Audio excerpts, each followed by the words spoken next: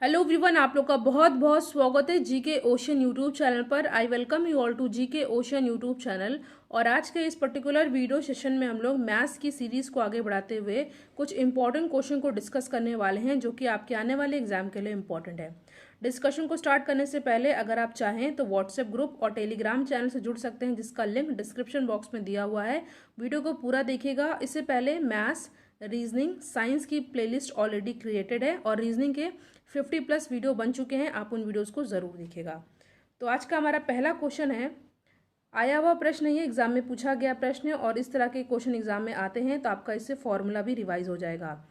एक समानांतर चतुर्भुज की आकृति वाले मैदान का आधार है 150 मीटर, ऊंचाई है 80 मीटर, 50 पैसे प्रति वर्ग मीटर की दर से मैदान में पानी देने की कुल लागत कितनी आएगी।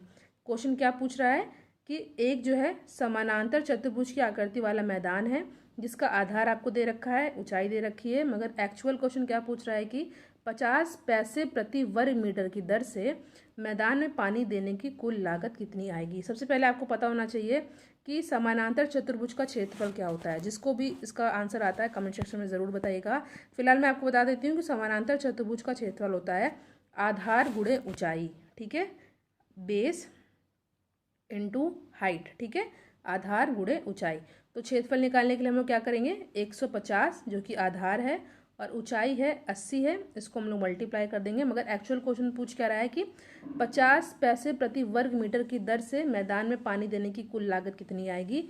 तो यहाँ पे 50 पैसे, ठीक है, से है, मगर आप ध्यान दीजिएगा कि जो हमारा ऑप्शन दे रखा है वो रुपीज़ में दे रखा है आंसर, ठीक है। तो आपको यहाँ पे क्या करना होगा, यहाँ पे देखिए 150 गुणे 80/2 हो जाएगा क्योंकि हमने उसको रुपए में कन्वर्ट कर लिया है। अब जब हम लोग सॉल्व करेंगे तो हमारा आंसर आ जाएगा, काटा पीटी कर लेंगे तो हमारा आंसर आ जाएगा 6000 रुपये, ठीक है, 6000 रुपये, जो कि हमारा ऑप्शन 2 में साफ साफ दिख रहा है। आई होप ये क्वेश्चन आपको बहुत अच्छे समझ में आ गया हो। फिर भी अगर आपको कोई डाउट हो तो कमेंट सेक्शन में ज़रूर बताइएगा, मैं इसको आगे के वीडियो में फिर से डिस्कस कर लूँगी। फॉर्मूला आपको याद कर लेना है कि समानांतर चतुर्भुज का क्षेत्रफल होता है आधार गुणे ऊंचाई। और अगर आपसे क्वेश्चन पैसे में पूछा जाएगा तो आपको यूनिट चेंज करने की ज़रूरत नहीं है, मगर यहाँ पे देख रहे हैं आप कि इसको जो है रुपीज़ में आंसर आ रहा है तो आपको थोड़ा सा कन्वर्ट करना होगा, ठीक है। 50 पैसे तो इसको रुपीज़ में कन्वर्ट करने के लिए 50/100 किया जाएगा, ठीक है। नेक्स्ट क्वेश्चन पे हम लोग आते हैं। आज का हमारा दूसरा इंपॉर्टेंट क्वेश्चन है, बेसिक क्वेश्चन है ये भी, बट आपको इस तरह के क्वेश्चन बहुत ही आसानी से आने चाहिए, इसलिए मैंने, जिनको नहीं आता होगा उनको ये क्वेश्चन आसानी से आ जाएगा। तो क्वेश्चन क्या कह रहा है कि किसी संख्या के 3/4 का 1/4 का 25% 300 हो तो संख्या क्या है। सबसे पहले अगर आपको ध्यान देना है, का पूछा जाए तो का मतलब होता है मल्टीप्लाई, का पूछ रहा है तो यहाँ पे मल्टीप्लाई होगा। कैसे, देखिए कैसे आप इसको यहाँ पे अप्लाई करेंगे। पूछ रहा है कि किसी संख्या के 3/4, मान लीजिए वो संख्या x है, ठीक है, किसी संख्या के 3/4, के मतलब मैंने आपसे कहा मल्टीप्लाई, के 3/4 यानी कि 3/4, का मतलब ही मल्टीप्लाई, का 1/4, फिर का यहाँ पे आ गया आपका कितना 25%, 25/100 हो जाता है, प्रतिशत में दे रखा है, = 300 हो जाएगा। यहाँ पे स्पेस की कमी है, मैं आपको यहाँ पे छोटा छोटा करके लिख के दिखा देती हूँ। देखिए यहाँ पे किसी संख्या मतलब किसी संख्या x के 3/4 मतलब 3/4, का 1/4, का 1/4, का 25%, 25% मतलब 25/100, प्रतिशत यानी परसेंट यानी कि पर अपॉन 100 हो जाएगा। 300 है, यहाँ पे 300 है, तो आपको वो संख्या ज्ञात करनी है।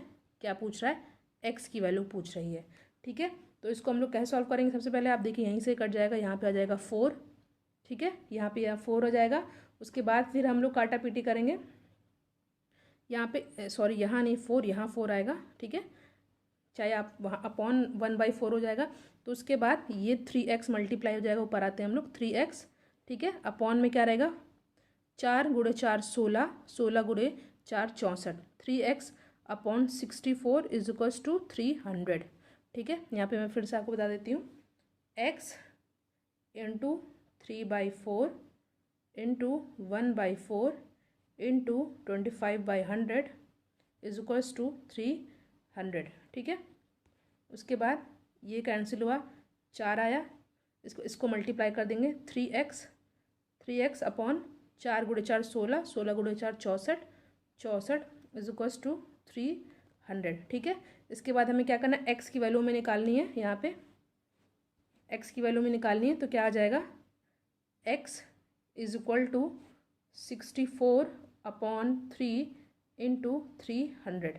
ठीक है, यहाँ से ये गया 100 से, उसके बाद 100 को जब 64 से मल्टीप्लाई कर देंगे तो 6400 आ जाएगा, 6400, जो कि हमारा ऑप्शन सी में साफ साफ दिख रहा है। आई होप ये क्वेश्चन भी आपको अच्छे समझ में आ गया होगा। नेक्स्ट क्वेश्चन पे हम लोग आते हैं, इंपॉर्टेंट क्वेश्चन है ये भी।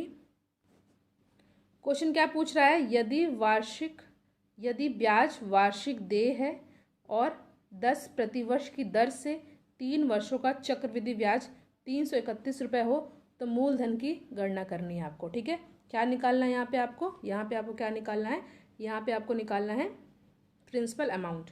ठीक है, कंपाउंड इंटरेस्ट यानी कि चक्रवृद्धि ब्याज दे रखा है 331, और आपको यहाँ पे टाइम पीरियड भी दे रखा है 3 वर्ष का, और दर दे रखी है 10%। फॉर्मूला क्या होता है, फॉर्मूला आपको अच्छे से याद होना चाहिए, ये होता है compound interest, CI compound interest यानी कि चक्रवृद्धि ब्याज is equal to P, bracket में क्या होता है 1 + R अपॉन 100, और यहाँ पे N जो कि टाइम पीरियड को बताता है -1, फिर यहाँ पे ब्रैकेट बंद।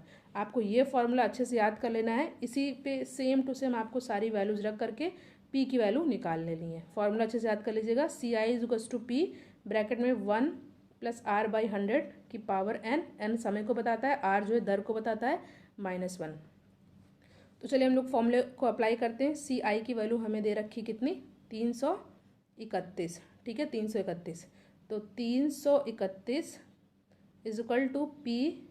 ठीक है, P के बाद ब्रैकेट, लार्ज ब्रैकेट लगेगा, 1 + R की वैल्यू दे रखी है 10, ये देख रहे हैं 10, अपॉन फॉर्मूले में होता है 100, N की वैल्यू 3 वर्ष है यानी कि यहाँ पे 3 हो जाएगा, फिर -1 ब्रैकेट क्लोज। ठीक है, इसको हम लोग सॉल्व करेंगे, आसानी से सॉल्व हो जाएगा, ये आ जाएगा यहाँ पे 10, तो आगे क्या आएगा, यहाँ पे आएगा 331 is equals to P, bracket में 11, एलसीएम लिया हमने 11/10। ठीक है, 11/10 का यहाँ पे क्यूब -1, फिर ब्रैकेट क्लोज। ठीक है, बाकी हम लोग सॉल्व कर लेंगे यहाँ पे, तो हमारा क्या आ जाएगा, 331 इज इक्वल्स टू P, और यहाँ पे जब हमने सॉल्व किया तो आ जाएगा 1331 -1000, ब्रैकेट को हमने जो था वही सॉल्व कर रहे हैं, स्पेस की कमी के कारण मुझे वो हटाना पड़ा। ठीक है, उसके बाद इसको हम लोग सॉल्व कर लेंगे, तो P की वैल्यू क्या आ जाएगी, 1000। ठीक है, आई होप ये क्वेश्चन आपको अच्छे से समझ में आ गया होगा, बहुत ही आसान क्वेश्चन था, बस आपको फॉर्मूला याद होना चाहिए, और जो कि हमारा ऑप्शन बी में साफ साफ दिख रहा है, P is equals to 1000। Formula आपको याद कर लेना है, compound interest is equals to P, bracket में 1 + R/100 की पावर N -1 ब्रैकेट क्लोज। ठीक है, आई होप ये क्वेश्चन भी आपको अच्छे समझ में आ गया हो। अब नेक्स्ट क्वेश्चन पे हम लोग आते हैं, आसान क्वेश्चन है, छोटू व नीतू एक खेत को 4 दिनों में जोत सकते हैं, नीतू अकेला उसी खेत को 6 दिनों में जोत लेता है, तो छोटू अकेला उस खेत को कितने दिनों में जोत लेगा। इसमें नॉर्मली हम लोग करेंगे तो बड़ा टाइम लगेगा, तो मैं आपको एक मेथड बताने वाली हूँ। फिर से क्वेश्चन पढ़ते हैं, छोटू व नीतू हैं, एक खेत को 4 दिनों में मिल करके जोत रहे हैं, नीतू अकेला उसको जो है 6 दिनों में जोत लेता है, तो छोटू उसे कितने दिनों में अकेले जोतेगा। 4 ऑप्शन आपके सामने दे रखा है। पहले हमें देखना है क्या क्या दे रखा है। देखिए, आपको दे रखा है छोटू और नीतू उसको मिल करके काम कर रहे हैं 4 दिनों में। ठीक है, और जो है नीतू उसको काम कर रहा है अकेले 6 दिनों में। ठीक है, तो अगर हम लोग 6 और 4 का मान लीजिए एलसीएम लेते हैं तो 12, तो अगर इसको हम लोग कन्वर्ट करते हैं यूनिट, काम कितना हो रहा है, अगर मैं इसको आपको ट्रिक के माध्यम से बता रही हूँ। देखिए, छोटू और नीतू काम करते हैं 4 दिनों में, नीतू कर रहा है उसको 6 दिनों में। ठीक है, यहाँ पे मिल के कर रहे हैं, यहाँ पे अकेले कर रहा है, तो 6 और 4 का एलसीएम लेते हैं। इस तरह के क्वेश्चन को ट्रिक में मैं बता रही हूँ, इसलिए ऐसे ही करना है आपको। सबसे पहले 6 और 4 का एलसीएम ले लेना है, तो एलसीएम आपका आ जाएगा, एलसीएम आ जाएगा आपका 12, यानी कि 12 यूनिट काम हो रहा है। ठीक है, 12 यूनिट काम हो रहा है। ठीक है, यूनिट डे काम हो रहा है। अगर इसको हम लोग कन्वर्ट करते हैं 4 को यहाँ पे, तो जो है कितना काम होगा, ये हो जाएगा आपका कितना, 3। ठीक है, 4 3 12, और इसको कन्वर्ट करेंगे तो ये क्या हो जाएगा हमारा 6 दूनी 12, यहाँ 2 यूनिट। ठीक है, ऐसे हमें इसको कन्वर्ट कर लेना है। तो छोटू अकेले कितना काम करेगा, छोटू अकेले यहाँ पे काम करेगा 12। ठीक है, एक दिन में काम करेगा वो 12। कैसे, आपने यहाँ पे देखा, अगर एक यहाँ पे जो है 3 के बराबर ये काम कर रहा है यूनिट, और यहाँ पे 2 यूनिट के बराबर काम कर रहा है, इसलिए यहाँ पे ऐसा हो जाएगा। ठीक है, आई होप ये क्वेश्चन भी आपको समझ में आ गया हो। बस आपको क्या कर लेना होता है, इसका और इसका क्या कर लेना है, एलसीएम ले लेना है। एलसीएम आ जाता है 12। ठीक है, उसके बाद जो काम ये लोग कर रहे हैं उसको कन्वर्ट कर देंगे, इसका हो जाएगा हमारा 3 यूनिट पर डे। ठीक है, और यहाँ पे इसका हो जाएगा 4 यूनिट पर डे। जब जो है नीतू 6 दिन में कर रहा है तो उसके 2 गुने का करेगा, तो यहाँ पे हमारा आ जाएगा कितना, 12 दिन में। ठीक है, छोटू अकेला उस काम को 12 दिन में करेगा, जो कि हमारा ऑप्शन ए में साफ साफ दिख रहा है। नहीं समझ में आएगा तो आप लोग कमेंट सेक्शन में ज़रूर बताइएगा, मैं आपको फिर से समझाने की कोशिश करूँगी। ठीक है, नेक्स्ट क्वेश्चन है, एक आयताकार जलाशय में 42,000 लीटर जल है। यदि जलाशय की लंबाई 6 मीटर है, चौड़ाई 3.5 मीटर है, तो जलाशय में जल की गहराई कितनी होगी। बहुत ही आसान क्वेश्चन है, क्योंकि एग्जाम में पूछा गया है। बेसिकली ये फॉर्मूला बेस्ड क्वेश्चन है, और एग्जाम में इस तरह के क्वेश्चन ज़रूर आते हैं। क्वेश्चन फिर से पढ़ते हैं, क्या है, एक आयताकार जलाशय में 42,000 लीटर जल है। यदि जलाशय की लंबाई 6 मीटर और चौड़ाई 3.5 मीटर है, तो जलाशय में जल की गहराई कितनी होगी। सबसे पहले मान लीजिए गहराई आपसे पूछ रखा है, तो मान लीजिए गहराई क्या है, x है। ठीक है, तो फॉर्मूला क्या होता है, LBH। ठीक है, और दे क्या रखा है, टोटल यहाँ पे कितना है, यहाँ जाएगा 42,000 लीटर। ठीक है, 42,000 लीटर। क्योंकि आपको किसकी वैल्यू दे रखी है, आपको सबकी वैल्यू दे रखी है, एल की दे रखी है। एल की क्या है, जलाशय की लंबाई क्या है, 6। ठीक है, चौड़ाई 3.5, एच आपको निकालना है। ठीक है, तो यहाँ पे एक्स मान लेंगे, इसको 42,000 लीटर। ठीक है, तो यहाँ पे क्या हो जाएगा, 6 × 3.5 × x = 42,000। ठीक है, इसको इससे मल्टीप्लाई करेंगे हम लोग, या डायरेक्ट यहाँ पे डिवाइड में ले जाएंगे, तो क्या आ जाएगा, x = 42,000 अपॉन 6 × 3.5, ये पॉइंट हटाया, यहाँ 0 बढ़ाया, काटा पीटी हम लोग करेंगे तो हमारा आ जाएगा क्या, यहाँ पे हमारा आ जाएगा 2 मीटर। ठीक है, जो कि हमारा ऑप्शन ए में दिख रहा है।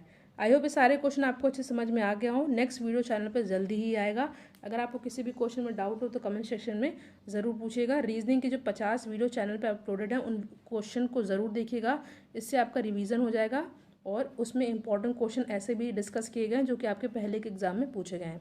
Thank you so much for watching. Thank you.